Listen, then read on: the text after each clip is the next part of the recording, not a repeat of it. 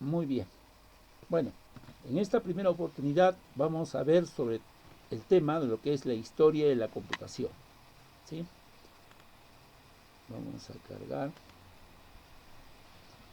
Muy bien, dice. A ver, confírmeme si ven mi pantalla. ¿Sí, no es cierto? Confirmo mi docente. Ok, Sí, confirmo mi docente. Sí, ok. mi docente. Ya, ok. Sí, confirmado mi docente. Está confirmado entonces. Vamos a hacer entonces la explicación. Ustedes deberán saber que la computación, ya les dije, ¿no? Es una rama muy importante en todas las carreras y en toda actividad que el ser humano realiza. Vamos a ver qué nos dice sobre esta historia, ¿no? Primer punto. Dice, la computadora es un equipo electrónico diseñado para procesar datos, cuya flexibilidad radica en el conjunto de programas, elementos físicos que le integran. Esta versatilidad se debe al esfuerzo de muchas personas que trabajaron para lograr tal propósito, en diferentes épocas y lugares. Aquí presentamos aportaciones en que mayor o menor medida marcaron un icono en el desarrollo y evolución de estas máquinas. Sin embargo, no debemos olvidar que el resultado de un equipo tan común hoy en día es el esfuerzo de la suma de muchas personas que aportaron para la utilización de este equipo, ¿no? Muy bien. Bueno, a través de la historia, más o menos año 300 antes de Cristo, uno de los primeros inventos utilizados para solucionar los problemas matemáticos fue el ábaco. Se creó en Mesopotamia, en donde se han encontrado tablas de calcular que datan de unos 300 años antes de nuestra era.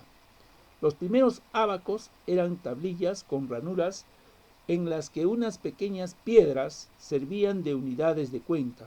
De hecho, la palabra cálculo proviene del latín calculus, que significa pedrusco.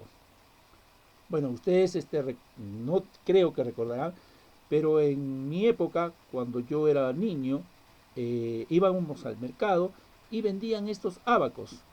Era un marco de madera con unos alambres cruzados y con unas bolas de colores que nos permitían pues hacer cálculos, ¿no? Sumas, restas, multiplicación, división.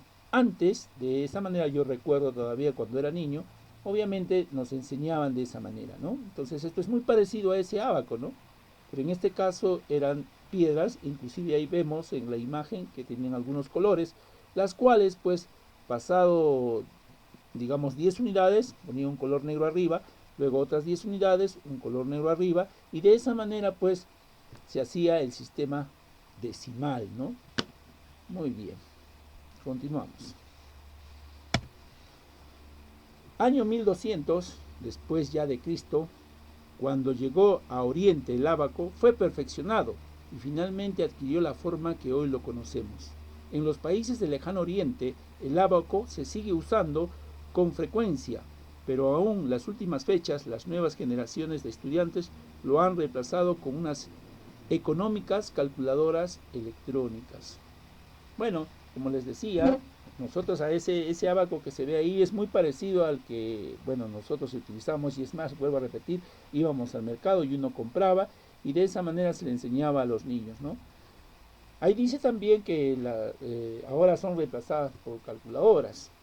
Esto es algo malo que de repente los padres hacemos a los hijos y creo que ustedes no lo deben hacer.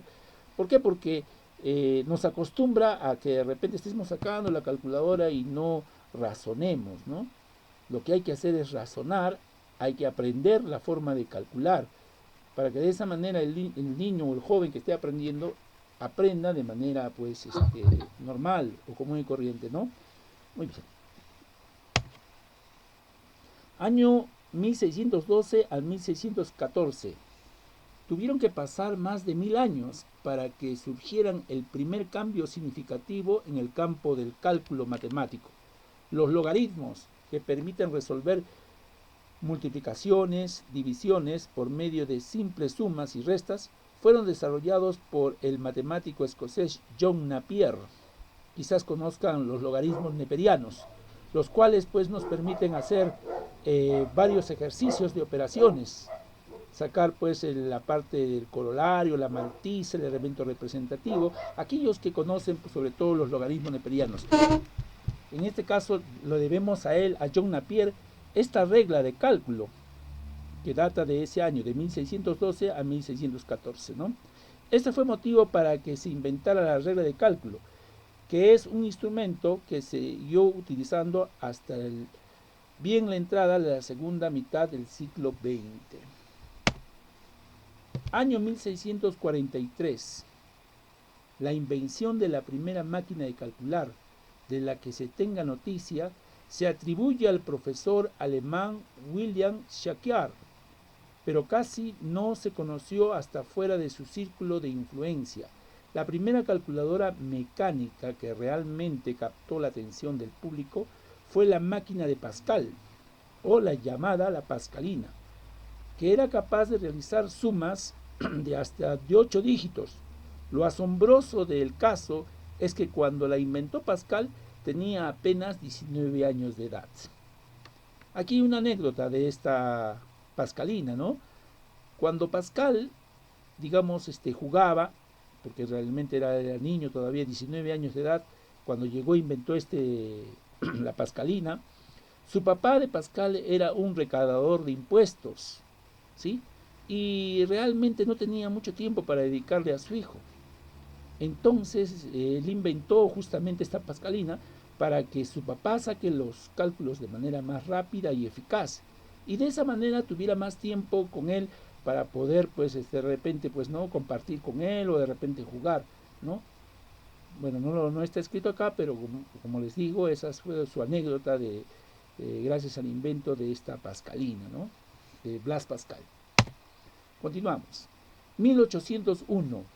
En el año 1801 se dio otro paso importante para la automatización del cálculo, aunque al principio no era esta la intención. El francés Joseph-Marie Jacquiard desarrolló un nuevo método para manejar los telares. Consistía en usar unas tablillas de madera que tenían perforaciones de método que fuesen atravesadas por unas agujas que iban siguiendo un cierto patrón de diseño, en donde no había orificios, las agujas no trabajaban. Este método permitió realizar bordados muy complejos, como con una gran facilidad increíble. Bueno, ahí vemos en la imagen, pues, bueno, hasta la fecha inclusive, si ustedes de repente van digamos, por la serranía o de repente por los pueblos que de repente se dedican a hacer, por ejemplo, las yiguias o las frazadas o diferentes mantas, ahí vemos cómo utilizaban este método y hacer cierto patrón de diseño o dibujos, sin saber ni siquiera poder calcular, cómo ellos de repente podían sacar el cálculo de cómo podía salir un patrón de diseño o cómo podía sacar con unos dibujos, ¿no? Sin embargo, sabemos que este señor, pues, ¿no? Inventó esto para realizar ese tipo de telares, ¿no? O el telar de Jacquiard. Sin embargo, en Perú, nuestra cultura, sobre todo, ha desarrollado ese tipo de trabajo y hasta la fecha venden en el mercado lo que ustedes conocen como yiguias, mantos, queperinas, ¿no? De repente que ustedes han escuchado y han conocido, ¿no? Y conocen, me imagino, ¿no? Año 1822. En Inglaterra, el científico matemático Charles Babbage ideó y comenzó a construir una máquina diferencial, impulsada por vapor, capaz de realizar complejas operaciones matemáticas. Sin embargo, la tecnología de la época no le permitió terminar su invención. En la imagen, una representación actual de dicha máquina. Bueno, también se le debe a Charles Babbage, algunos lo consideran el padre de la informática, porque fue uno de los primeros pues, matemáticos y científicos que, digamos, ideó la forma de cómo procesar los datos, ¿no? En este caso ahí vemos la imagen de su máquina o de su creación, ¿sí? De Charles Babbage. Año 1843. Lejos de designarse, Babbage desarrolló a los planos para la construcción de un sistema aún más complejo, al que denominó máquina analítica. Este mecanismo de tamaño de una casa mediana ya incluía muchos de los bloques funcionales que hasta la fecha utilizan las computadoras personales. Por ejemplo, una entrada y un almacenamiento de información, un molino de datos, conocido ahora como el procesador central, y una etapa de expedición de resultados, pero por falta de fondos este proyecto nunca se llegó a materializarse. Bueno, les diré que por esas épocas, cuando se estaba desarrollando las primeras computadoras, como mismo dice ahí Babbage, ¿no? Se necesitaba primeramente un terreno geográficamente amplio y grande para instalar cada una de sus partes, ¿no? Es más, ahí dice que pesaba más de 1 tonelada de peso, ¿sí? Y los cuales, pues, para que pueda funcionar cada una de sus partes, habría inclusive que instalar diferentes tipos de instalaciones para que pueda funcionar este tipo de máquina, ¿no? Se llaman las macrocomputadoras en ese tiempo, ¿sí? En 1890, el siguiente paso importante en la historia del procesamiento de la información se dio en Norteamérica por Hernán Hollerith.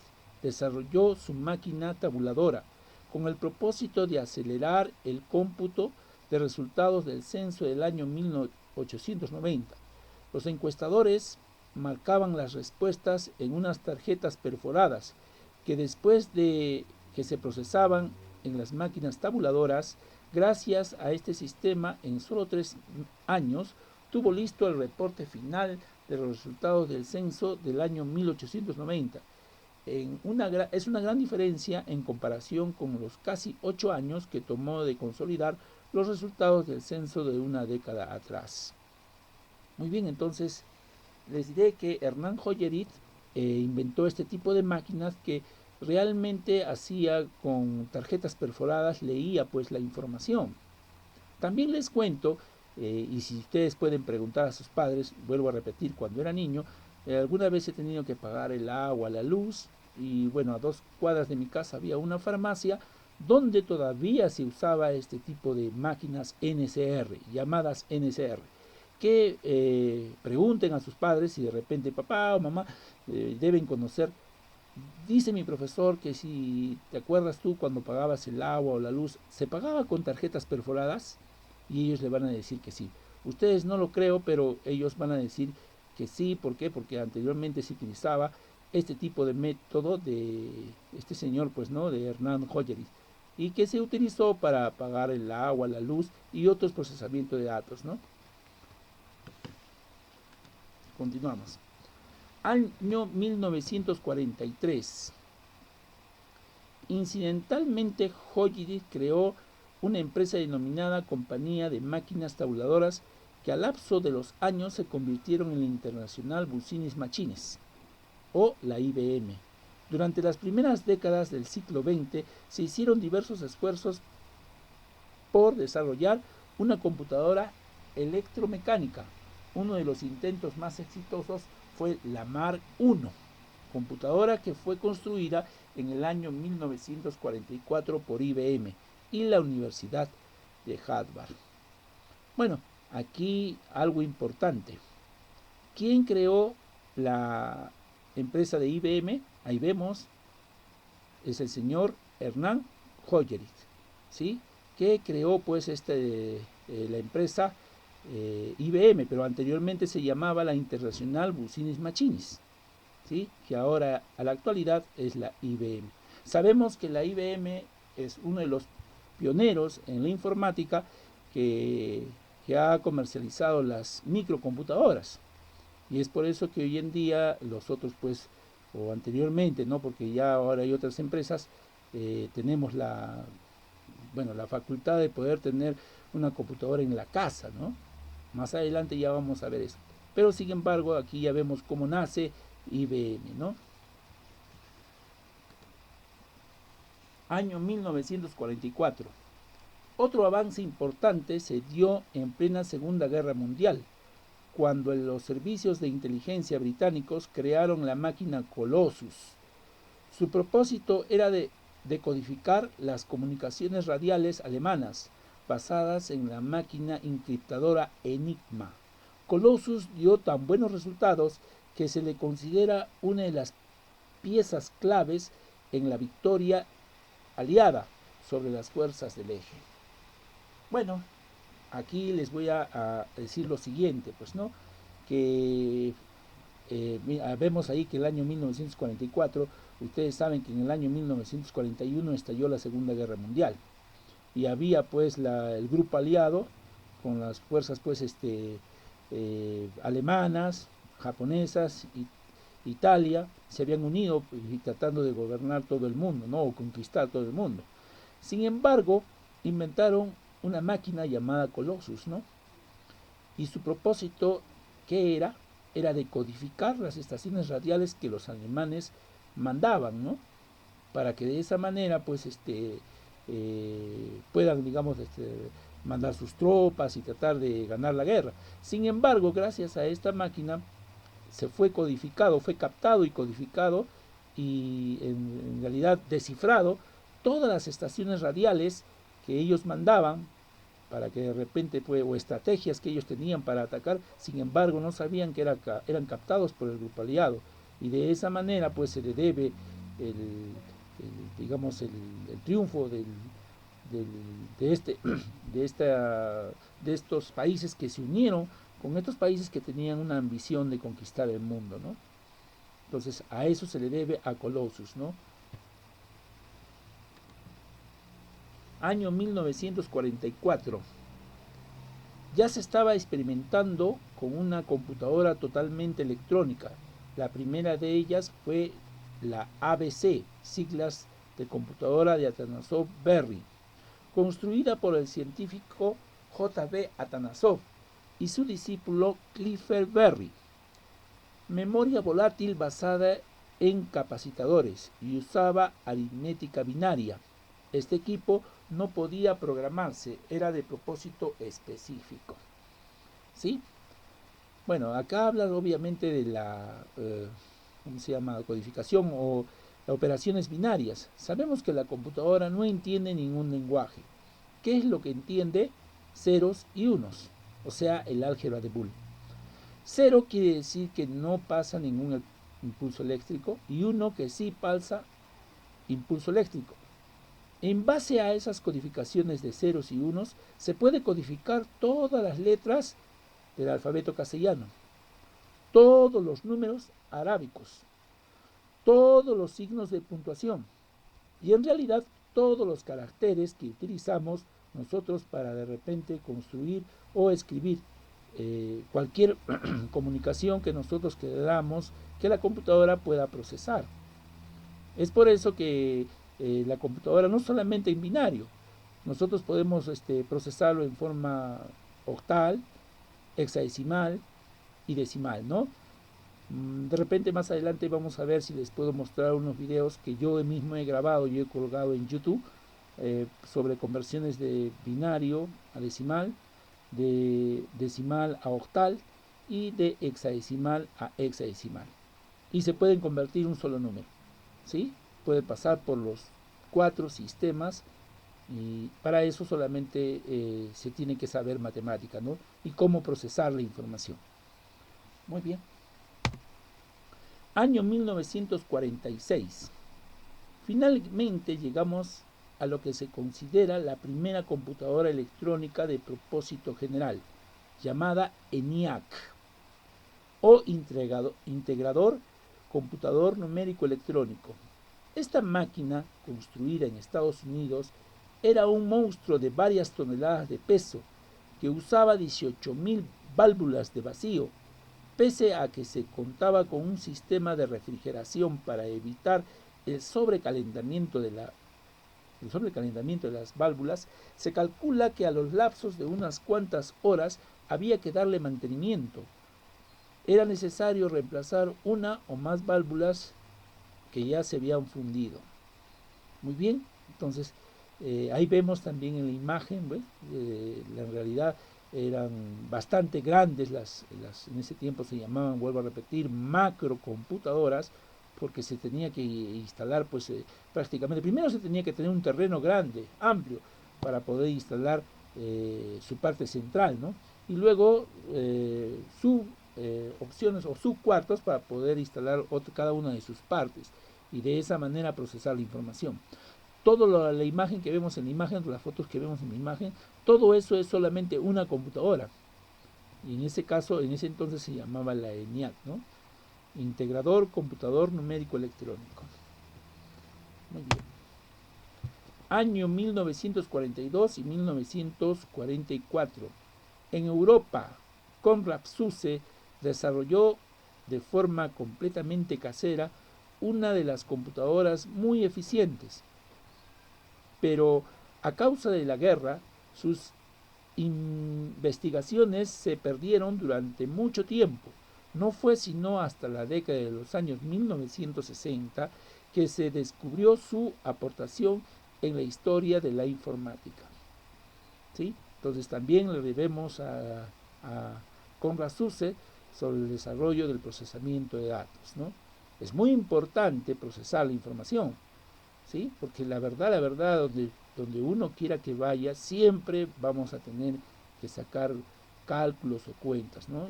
Como verán, pues esta máquina se le debe el mérito a muchas personas para que nosotros hoy en día podamos utilizarlo, ¿no? Año 1950. A partir de entonces, el desarrollo de la computación tomó un paso acelerado, pero en aquella época casi todos los equipos se construían con un propósito de investigación. Fue hasta las finales de la década de los años 40 y principios de los años 50 del siglo XX que aparecieron las primeras computadoras comerciales, por ejemplo la UNIVAC. Bueno, antes de que nos pasemos a la siguiente parte, quiero indicarles lo siguiente, que en un principio las computadoras se crearon o se inventaron para la guerra. Ya vimos ahí que obviamente pues la máquina Colossus captó las estaciones radiales, ¿no?, de los alemanes y de esa manera poder ganar la guerra, ¿no? Entonces en un principio las computadoras se inventaron o se crearon para ese propósito, para la guerra. Y posteriormente, como ahora dice, pues vamos a tener que crear estas máquinas o estos aparatos que procesaban la información para la comercialización, para que tengan pues me imagino en su casa las computadoras, y no solamente eso, sino que también para estudio científico y tecnológico. Sobre todo las universidades ya tenían algunas computadoras, pero era bastante cara, como les dije. Tenían que tener, pues en ese tiempo se llamaban macrocomputadoras, tenían que tener un lugar geográfico y luego pues instalar cada una de sus partes, y luego pues costaban mucho dinero, no todos podían tener una computadora. Sin embargo, hoy en día tenemos hasta un celular que a la fecha, si usted tiene con su última tecnología, es lo que tiene una computadora. Prácticamente un celular ya es una computadora porque lo es todo, ¿sí? Entonces ahí vamos a ver ahora cómo han comercializado estas computadoras, por ejemplo, con la UNIVAC, que dice. Año 1960. Después, con el desarrollo de los transistores, fue posible construir computadoras más pequeñas y eficientes. Estos equipos eran suficientemente económicos para ser adquiridos por las universidades o empresas grandes. A estas grandes máquinas se les dio el nombre de mainframes o macrocomputadoras, ¿no? Una de las más populares en su época fue la IBM 360. Prácticamente acaparó su segmento en el mercado a finales de la década de los años 1960. Como les dije antes y vuelvo a repetir, estas máquinas solamente pues tenían las universidades y algunas empresas que podían pagar su costo, ¿no? Porque eran bastante costosas, no todos podían tener una máquina.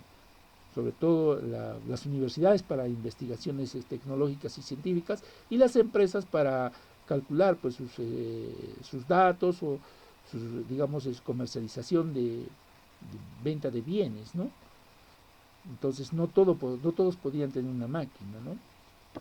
Entonces vemos aquí que la IBM 360 adquirieron las universidades y sobre todo las empresas que querían vender sus bienes y servicios, ¿no?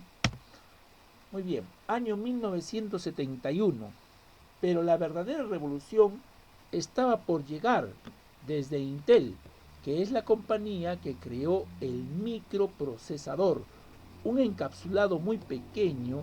Este componente disponía de un sistema de cálculo comparable con la ENIAC. Escuchen, ¿eh? Comparable con la ENIAC. La ENIAC hemos visto que es una computadora grande, de muchas toneladas de peso, y aparece este microprocesador. El micro, como dice, es pequeño, micro, obviamente procesaba esta información y de esa manera pues la ciencia había avanzado, había dado un salto enorme o gigantesco, y de esa manera pues ya no abarcaba ya lugar o espacio, y aparte se hizo más pequeño, y aparte pues ya comenzaron a abrirse de los ojos para producir, en este caso, las mini computadoras.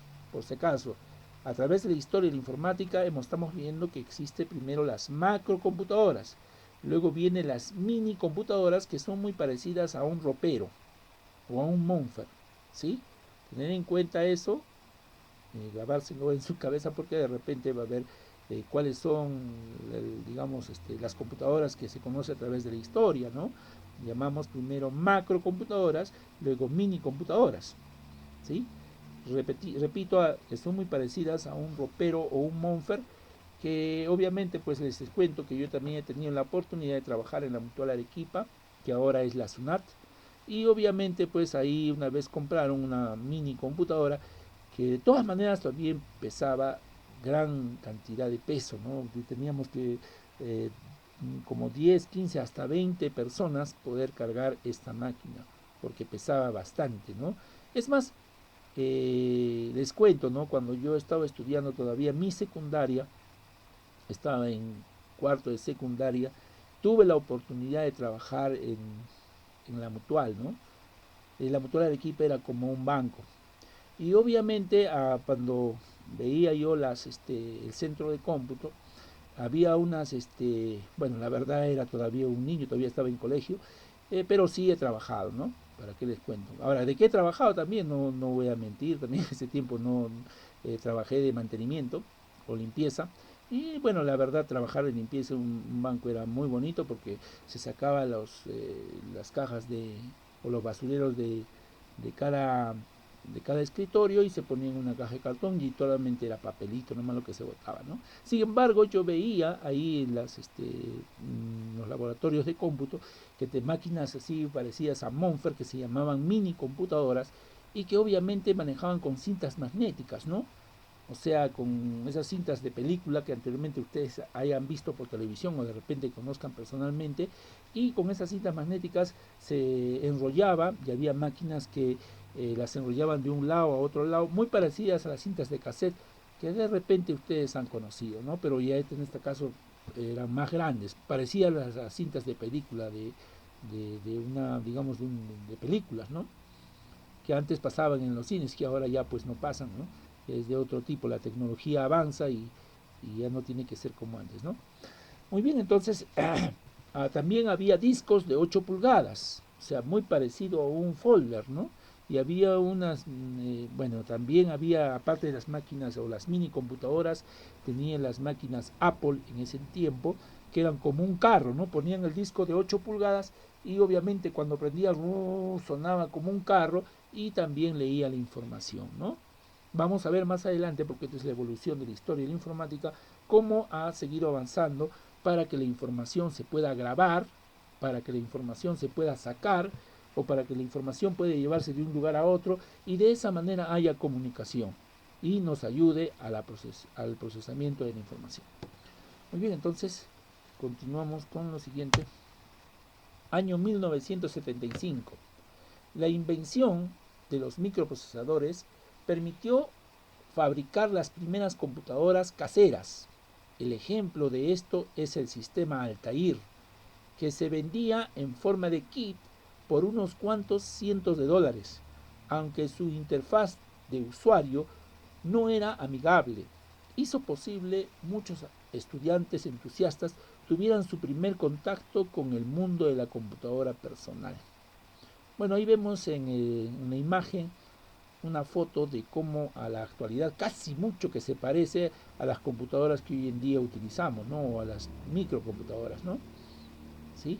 Ahí tiene sus ranuras, tiene su placa principal o la mainboard y tiene unas placas, pues, la placa de video o la placa de red, que, bueno, que son placas obviamente en ese entonces no creo que haya sido de red, tampoco de video, pero sí de datos, de información, para procesar la información, ¿no? Muy parecido.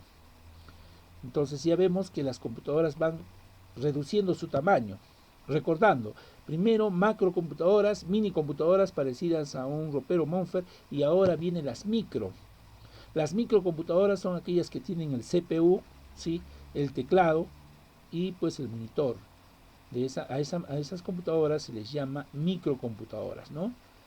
Obviamente están separadas por partes, ¿no? Por el monitor, el CPU, que es la unidad central de proceso, el teclado y el mouse, ¿no?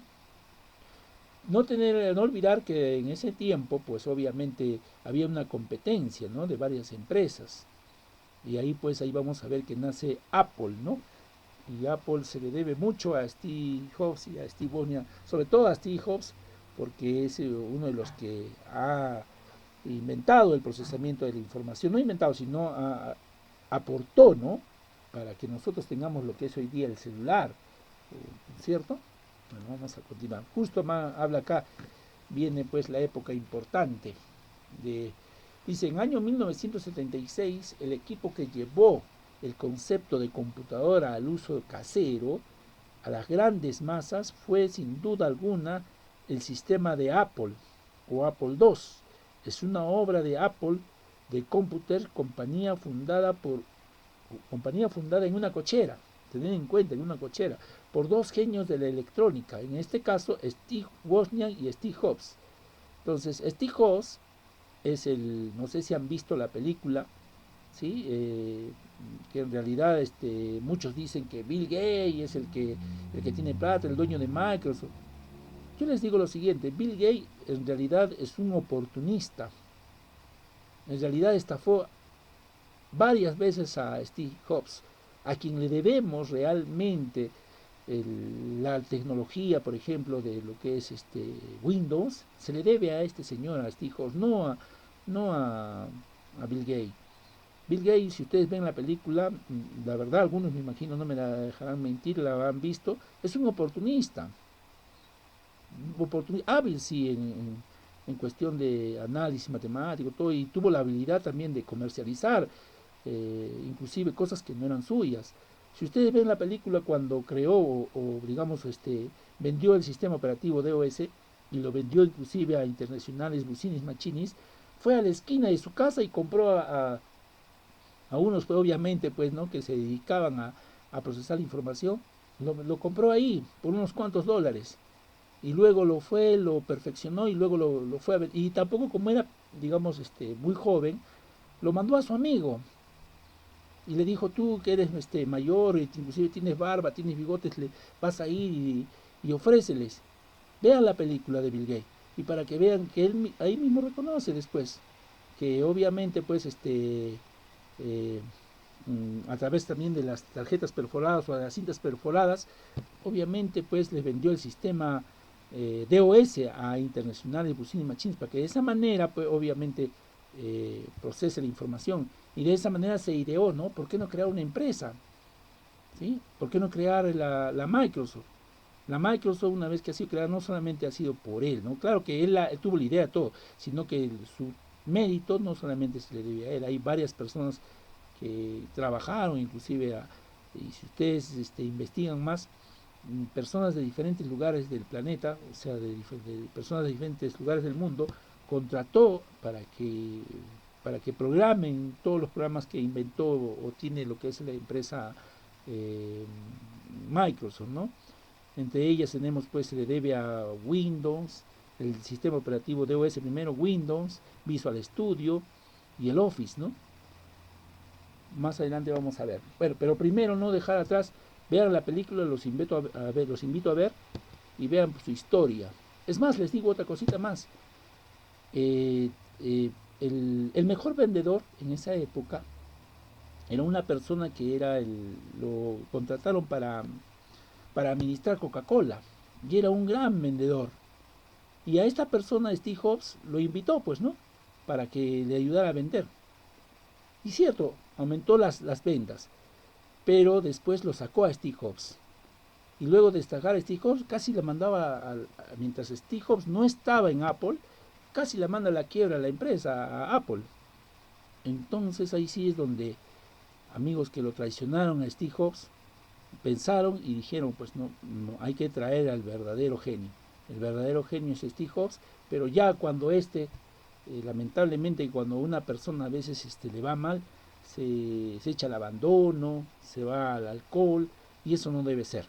Al contrario, cuando a una persona le va mal, algo así, debe de pensar bien y debe de levantarse con más fuerza y con más ánimo para seguir adelante. Entonces no entiendo por qué se echó al alcohol, y cuando regresó ya estaba enfermo, ¿sí? Ya tenía cirrosis. Pero de todas maneras, a la actualidad ustedes deben escuchar que Apple es una empresa y es la más cara porque tiene la tecnología de punta, ¿no? Tiene lo mejor en que es procesamiento de datos y cuesta muy caro, lo más caro. Sin embargo, volvió a sacar, pues obviamente se volvió a sacar a flote, pero lamentablemente, como ya tenía cirrosis, murió, ¿sí?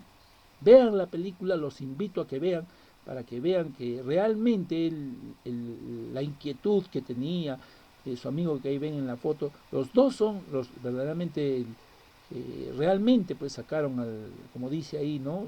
Se le debe a estas personas que tengamos la computadora de uso casero, porque todo el mundo quería pues ya tener una máquina, una computadora para procesar la información. Y no solamente la máquina, la computadora, el celular, si ustedes ven el iPhone, el celular, todo, se le debe a este señor. Vean la película si no la han visto, y si la han visto, le estarán confirmando que todo lo que estoy diciendo es cierto, ¿no? Muy bien, continuamos. Año 1976. Con esta máquina, el público en general por primera vez tuvo a su alcance una interfaz amigable por medio de un teclado. Se comunicaba con el sistema y éste se le mostraba sus procesos y entregaba sus resultados por medio de un monitor. Aunque muy sencilla, Apple II ofrecía suficientemente potencia para que los departamentos de contabilidad de empresas medianas y pequeñas se consideren su adquisición en vez de un computador mainframe, ¿no? Las mainframe obviamente son computadoras grandes, ¿no? Sin embargo, aquí ya aparecen las microcomputadoras, y vemos un teclado como ya pues muy parecido a lo que conocemos hoy día, ¿no? El teclado para procesar la información, para no estar digitando los datos como anteriormente lo hacían. Aquí ya tenemos un dato, sin embargo antes tenía que utilizarse inclusive palancas, subir palancas, bajar palancas para procesar la información. Es más, había válvulas que se fundían y había que reemplazarlas. Sin embargo, ya tenemos acá el teclado, el cual pues nos ayuda a digitalizar y comunicarnos con la computadora. ¿Sí? Muy bien, continuamos. Año 1981. Bueno, ya estamos muy cerca casi. Si a la fecha estamos año 2021, prácticamente tenemos 50 años, ¿no? Muy bien. Esta situación preocupó seriamente a los directivos de las grandes compañías, fabricantes de sistemas empresariales, por ejemplo la IBM. Claro, como la IBM vendía sus grandes mainframes y tenía ya competencia con Apple, ¿no? Que vendía las computadoras que ahí vemos, ¿no? Las microcomputadoras, muy parecidas a las que obviamente uno tiene en su casa, ¿no? Micro, por eso se llama. Repito, mainframes o macrocomputadoras, portes de una casa, mini computadoras, portes de un ropero, y microcomputadoras, las que ustedes tienen, inclusive, me imagino, algunos tienen en su casa. Y vamos a ver más adelante que ya pues vienen las computadoras laptop, las notebook, las tablets y los celulares, ¿no? Entonces ya IBM se preocupó y dijo, pues, ¿qué hacemos? Apple ya nos va a quitar el mercado. Nosotros ganamos bastante dinero y este viene con sus microcomputadoras, cuesta menos espacio ¿y qué hizo IBM, no? Vamos a ver. Decidió entrar a la lucha, dice, por medio del mercado, de las compañías utilizadas en el hogar. Fruto de sus investigaciones fue la IBM PCXT. Una de las primeras microcomputadoras, como él lo dice, fue la PCXT original. Es más, estas computadoras que ya vamos a ver más adelante en las generaciones eran de fósforo verde. Y la verdad, el fósforo verde a los ojos, pues a uno a veces le arde la vista o molesta, ¿no? Inclusive malogra. Entonces, inclusive cambiaron a ámbar, un fósforo amarillo. Seguidamente, a través del transcurso de la evolución de las computadoras, vino el Paperwhite, el fósforo blanco, ¿sí? Por si acaso recordar, las primeras computadoras tuvieron en la pantalla el fósforo verde, ¿sí? Todo era verde. Luego, en segundo lugar, vino el ámbar, fósforo naranja. Seguidamente, el que quedó bastante tiempo es el Paperwhite, que es el fósforo blanco. Pero como la ciencia avanzó, obviamente, ya viene pues la computadora a colores, junto con la invención pues de lo que es televisores a colores, todo eso. Entonces ya todo el mundo tiene monitores a colores, ¿no? Y con la PC que es XT. Acá hay una gran separación, porque la XT fue una computadora, bueno, hablamos del año 1981. Yo comencé a estudiar la informática en el año 1987 y yo inclusive conozco personalmente las computadoras fósforo verde, fósforo ámbar y los Paperwhite, y a la fecha pues la de colores, ¿no? Y se ve ahí pues que son mayormente los primeros, vuelvo a repetir, fue Apple, ¿no? Entonces IBM entró a la lucha y obviamente entró con otra computadora. Ya vamos a ver 360, si no me equivoco. Vamos a ver, el año 1981 se sentó las bases para el desarrollo de las computadoras personales, tal como la conocemos hoy en día. ¿Sí? Muy bien, entonces hasta aquí esta primera parte. Vamos a ver este fin de esta primera parte de la evolución histórica de la informática. Estamos en el año 1981 y ahora vamos a ver las generaciones. Pero hasta aquí quisiera saber si alguien de repente tiene alguna pregunta. A ver, ¿me escuchan? Confirmarme, por favor. Mi docente. Presente, mi docente. ¿Sí? ¿Se escucha o no se escucha? Sí, se escucha, mi docente. ¿Alguna pregunta sobre la primera parte?